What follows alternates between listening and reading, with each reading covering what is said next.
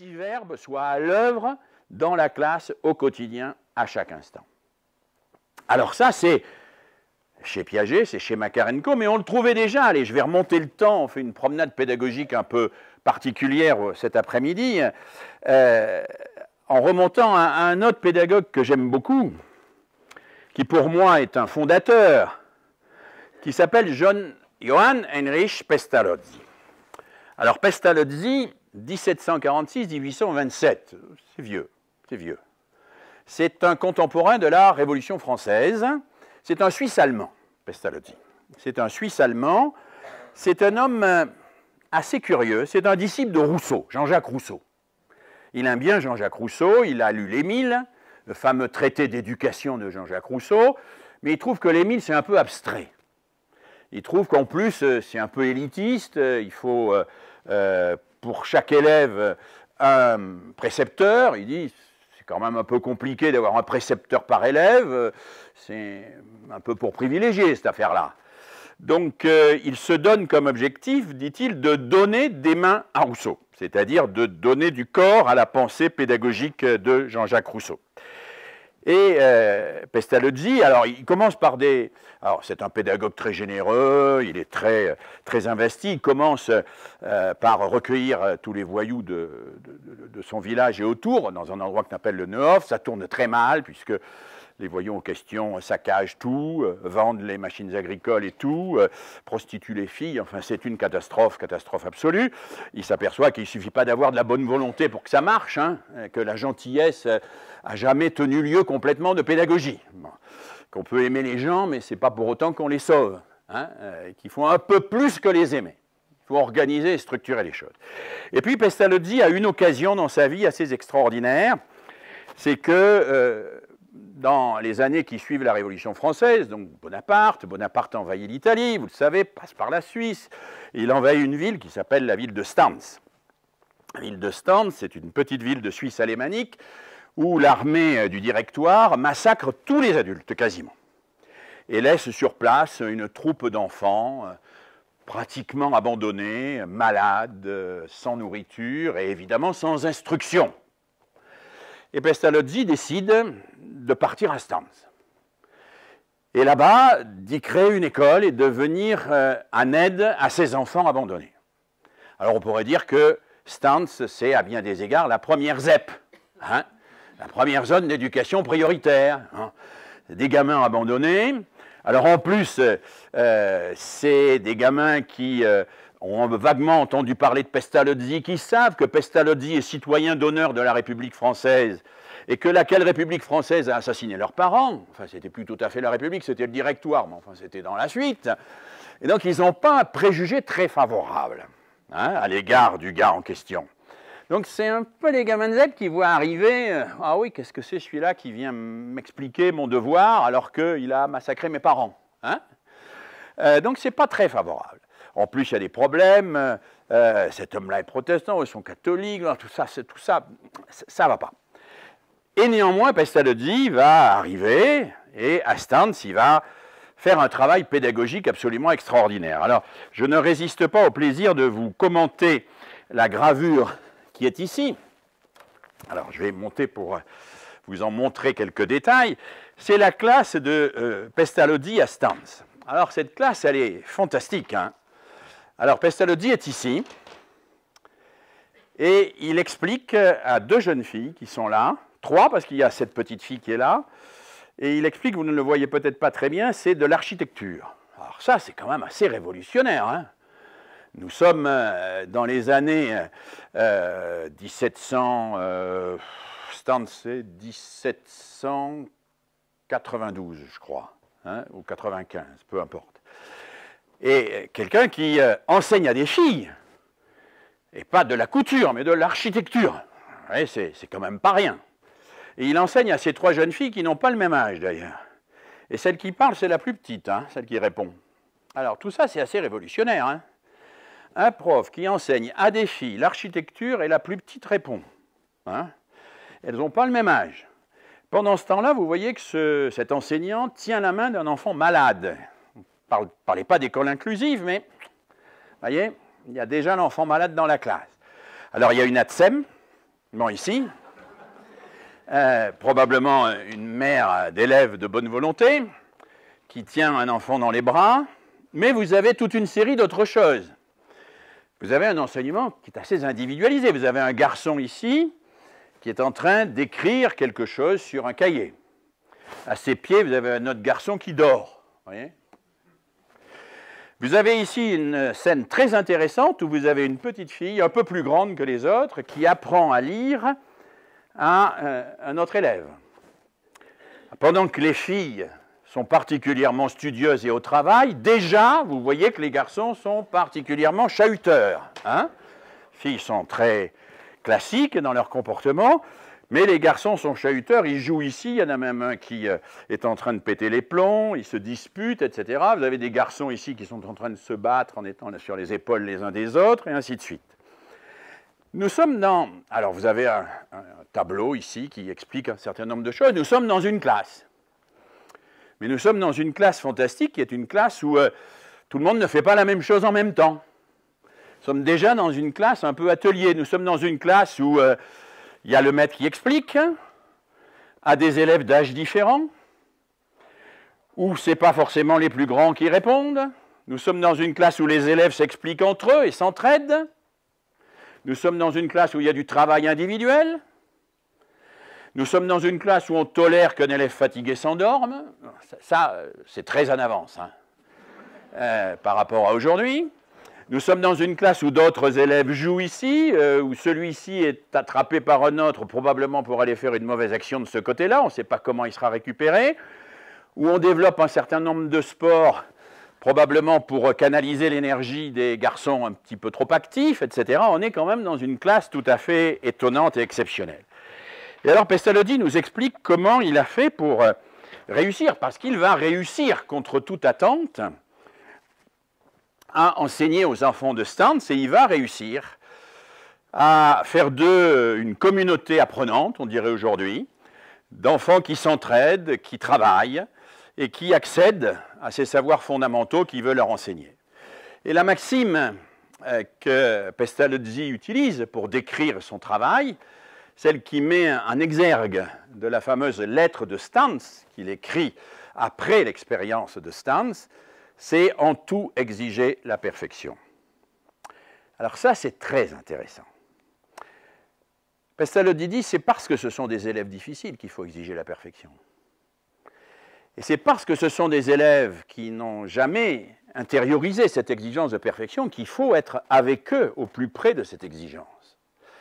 Et sur la moindre chose, dit Pestalozzi. Il dit, si on veut transmettre quelque chose aux élèves, il faut leur transmettre à la fois les savoirs et l'exigence de savoir, l'exigence de la précision, de la justesse, de la vérité.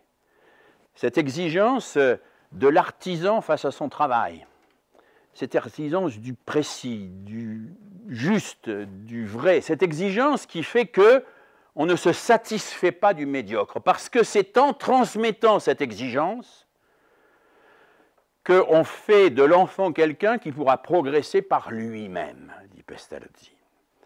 Si j'enseigne les mathématiques à quelqu'un, si j'enseigne le français à quelqu'un, il peut apprendre le français et les mathématiques. Si je lui enseigne l'exigence d'un texte bien écrit, si je lui enseigne l'exigence d'une expérimentation bien faite, l'exigence d'un calcul rigoureux, alors il fera beaucoup plus qu'apprendre le français ou les mathématiques. Il apprendra, on va dire à apprendre, à continuer à chercher. Il sera un enfant chercheur, un enfant exigeant avec lui-même. Et là, je trouve que Pestalozzi dit quelque chose de très juste, et quelque chose qui est plein de leçons pour aujourd'hui. Ceux et celles qui peuvent s'imaginer qu'avec des enfants difficiles, il faut baisser le niveau d'exigence, se trompent. Il faut l'élever. Il faut l'élever. Il faut être très exigeant. Et il faut être très exigeant sur tout. Moi, je dis toujours dans une formule, alors ça, vous pouvez caser ça dans un dîner de famille, le niveau d'exigence n'est pas proportionnel au niveau taxonomique. Hein. Ça veut dire, niveau taxonomique, c'est le niveau de la complexité de la tâche. Eh bien, il faut être aussi exigeant envers des travaux de petite complexité, apparemment, remplir, colorier un dessin, coller des gommettes, hein, qu'on est exigeant envers l'agrégatif de philosophie sur sa disserte. Parce que c'est la même exigence, c'est l'exigence du travail bien fait, c'est l'exigence par rapport à soi, d'aller au-delà, d'aller mieux, de faire mieux. Hein. Il y a quelqu'un dont je parlerai tout à l'heure, Paulo Freire, qui a défini ce qu'il appelle la pédagogie bancaire. La pédagogie bancaire, c'est la pédagogie où je donne des savoirs, vous me rendez votre devoir, je vous note. Alors je ne vous mets jamais 20, parce que les profs sont comme les banquiers, ils prennent un taux d'intérêt. Hein? Donc vous avez 16, 17, 18, 19, enfin bon. Ils prennent en général un gros taux d'intérêt. Hein? Bon. Donc c'est un échange bancaire. Mais ça, c'est une conception paresseuse de la pédagogie. Paresseuse. Par exemple, imaginons, ce n'est pas le cas, personne n'est dans ce cas, imaginons un professeur, je ne sais pas, de lettres, moi je l'ai été en seconde, allez, qui fait faire une dissertation à ses élèves. Il donne une dissertation au début de l'année, mettons l'élève Durand à 8 sur 20. Bon, très bien. Il fait une deuxième dissertation, en octobre, il a 12. Une troisième, il a 9. Une quatrième, il a 11. À la fin de l'année, on fait une moyenne. Et puis on dit, voilà, tu as 10,12 de moyenne en dissertation. Oui, mais alors ça veut dire quoi, ça, 10,12? C'est quoi? Ça représente quoi? Ça ne représente rien. Pestalozzi nous dirait, il a eu 9 à sa première. Pourquoi vous ne la lui avez pas fait refaire pour qu'il ait 13, 14, 15 et éventuellement qu'il atteigne la note maximale? Il vaudrait peut-être mieux qu'il en refasse une et qu'il la remette en chantier régulièrement jusqu'à atteindre ce que certains pédagogues comme Freinet appellent un chef-d'œuvre, ce qu'on appelait déjà un chef-d'œuvre chez les compagnons du Moyen-Âge. Il vaut peut-être mieux qu'il retravaille jusqu'à être fier de ce qu'il a fait pour pouvoir éventuellement le communiquer à d'autres, plutôt que d'accumuler des devoirs médiocres auxquels on donne des notes médiocres sans qu'il n'améliore jamais véritablement son résultat. Et là, Pestalozzi nous donne une leçon extraordinaire. En tout exiger la perfection. Et en particulier des enfants les plus en difficulté. Ça ne veut pas dire que vous allez les mépriser s'ils n'atteignent pas cette perfection. Ça veut dire que vous allez les aider à découvrir qu'ils sont capables, que même sur des choses simples, ils atteignent un peu la perfection. C'est-à-dire qu'ils progressent et qu'entre le premier résultat qu'ils atteignent et le second et le troisième, ils ont fait quelque chose qui a permis à ces enfants de s'exaucer au-dessus d'eux-mêmes, d'accéder à un niveau d'exigence supérieur. Et je pense que, à cet égard, et peut-être qu'on aurait beaucoup de leçons à prendre du côté de l'enseignement professionnel, du côté de ce qu'on appelle à tort le travail manuel. Le travail manuel, c'est quoi le travail manuel? Moi, j'ai été opéré récemment, je suis très content que mon chirurgien soit un bon manuel. Hein. Heureusement qu'il savait faire du travail manuel, comme je suis très content que les agriculteurs soient de bons intellectuels pour me donner des produits sans pesticides. Bon, donc, la différence entre manuel et intellectuel, elle est hautement discutable. Hein. Mais si on passe au-delà de cela, je pense que si on regarde le travail de l'artisan, par exemple, et Freinet prend souvent l'exemple du travail de l'artisan, du paysan, on voit bien que le travail de l'artisan et du paysan, ils sont habités par le désir de la perfection. Alors, je vais être polémique là, mais d'une certaine manière, on pardonne moins à l'artisan à qui on fait refaire un mur qu'à l'énarque qui fait le 172e rapport sur le chômage. Parce que l'énarque à qui l'artisan à qui on fait refaire un mur, on voit, on est exigeant sur le résultat. Il y a des trucs, on sait bien, oh, ça à peu près, on ne va pas regarder dans le détail. C'est-à-dire qu'on voit bien que ce qui fait progresser un individu, mais ce qui fait progresser plus globalement une société tout entière, c'est de communiquer à chacune et à chacun le désir d'exigence envers soi-même, le désir de faire mieux, le désir d'aller plus loin, le désir de ne pas s'en tenir à l'approximation, à la médiocrité, de ne pas s'en tenir à des affirmations trop rapides, mais d'aller progressivement vers ce qui est le plus exigeant. Et ce n'est pas simplement vrai pour les maths et le français. Moi, j'ai beaucoup appris dans mon histoire personnelle des collègues formateurs en EPS, par exemple, en éducation physique et sportive. Moi, j'étais un très mauvais élève en EPS. J'étais vraiment complètement nul. Je ne suis jamais monté à la corde. Je suis toujours resté en bas, pendu. Hein, jamais réussi à monter.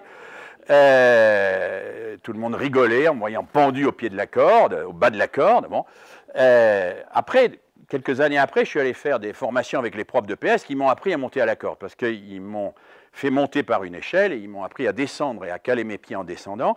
Et quand j'avais trouvé comment caler mes pieds en descendant, j'ai compris comment caler mes pieds pour monter.